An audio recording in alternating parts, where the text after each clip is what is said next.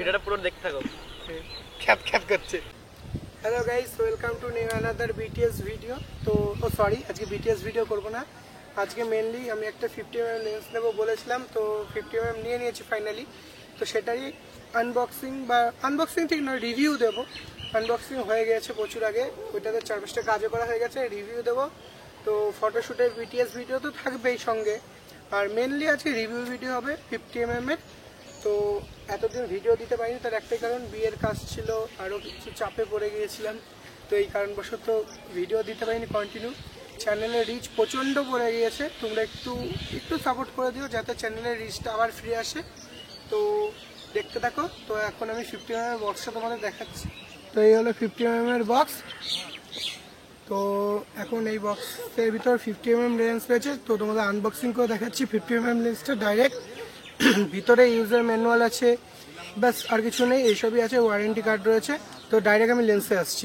তো এই হলো 50mm লেন্স, যেটা এখন বক্সের মধ্যে ছিল, তো আমি বাইরে বের করে নিয়েছি।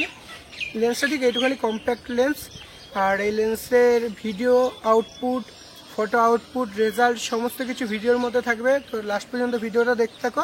আর এতে লো লাইট ক্যাপাবিলিটি কতটা আছে সেটাও দেখাবো আমি লাস্টে, যে লো লাইটে কীরকম পারফরমেন্স দেয়, সানলাইট কতটা কমে গেলেও এটা ভালো পারফরমেন্স করে, সেটা থাকবে লাস্টে ভিডিওতে। তো দেখতে থাকো। এখন এটা ডাইরেক্ট এটার ভিডিওতে আসছি। তো এই হলো 50mm লেন্সের কোয়ালিটি। তো দেখতেই পাচ্ছ তোমরা, এটা হলো ভিডিও কোয়ালিটি। ভিডিও কোয়ালিটিতে অসাধারণ লেন্সের পারফরমেন্স আমি করি, তো অসাধারণ লেন্সের পারফরমেন্স। তো ভিডিও কোয়ালিটি তোমরা দেখতেই পাচ্ছ। এরপরে দেখাবো নেক্সট ফটো কোয়ালিটি, আর এই ভিডিওর রেজাল্ট তোমরা দেখতেই পাচ্ছ কীরকম হয়েছে। ভিডিও জানাবে কমেন্ট সেকশানে 50mmটা কতটা তোমাদের জন্য ঠিক আছে, তোমরা সেটা বুঝতে পারবে এই ভিডিও দেখে। যেহেতু আমি এই লেন্স দিয়ে সিনেমাটোগ্রাফির কাজ করি ওয়েডিংয়ে, তো আমার প্রয়োজন থাকে একটা, যেহেতু ডে লাইটে কাজ করতে হয় আউটডোরে, তো তখন 1.8 অ্যাপারচার রাখলে আমাকে শাটার স্পিড রুলসের বাইরে রাখতে হয়। ওর জন্য আমার দরকার ছিল একটা এনডি ফিল্টার, আর বারবার প্রত্যেকটা লেন্সের জন্য এনডি ফিল্টার নিলে প্রচুর পয়সার ব্যাপার আছে, মানে প্রচুর দাম এনডি ফিল্টারের। তো আমি একটি এনডি ফিল্টার নিয়েছি, সেটা হলো 82mm এর। তার জন্য সেই একটি এনডি ফিল্টার সব লেন্সে লাগানো যায় যেত, তার জন্য ভেরিয়েবল এনডি ফিল্টারের জন্য স্টেপ আপ রিং নিয়েছি আমি। আর এই স্টেপ আপ রিংয়ের আনবক্সিং যদি তোমরা দেখতে চাও কমেন্ট সেকশনে বলো। তো এই নেক্সট ভিডিও আসবে স্টেপ আপ রিংয়ের আনবক্সিং। এটার দাম কত নিয়েছে, প্রচণ্ড রিজনেবল প্রাইসে পেয়েছি আমি এই স্টেপ আপ রিং। সেটা নেওয়া হয়েছে অ্যামাজন থেকে নেওয়া হয়েছে স্টেপ আপ রিংটা। আর এই হলো 50mm এর ভিডিও কোয়ালিটি। এর নেক্সট দেখাচ্ছি তোমাদের ফটোশ্যুট ভিডিও। লেন্সের সঙ্গে দেয় না, আমাকে কিনতে হয়েছে পয়সা দিয়ে হুডটা। তো এই হুডের আনবক্সিং যদি চাও তো বলো আমাকে।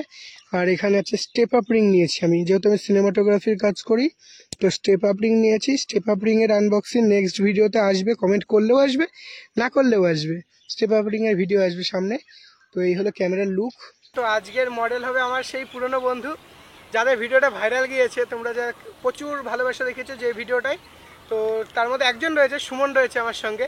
তো সুমনেরই কিছু ফটোশ্যুট করবো, সেগুলোর বিহাইন্ড দ্য সিন বা বিটিএস তোমরা ব্লগ দেখতে পারবে, তো রেজাল্ট থাকবে। তো আজকের মডেল হলো আমারই বন্ধু সুমন, যার সঙ্গে আর ইন্ট্রোডিউস করানোর কোনো দরকার নেই, কারণ প্রায় ভিডিওতেই এ থাকে আমার। তো এই হলো সুমন। সুমন, হাই করে দাও ক্যামেরায়। হাই, ভিডিওটা পুরো দেখতে থাকো।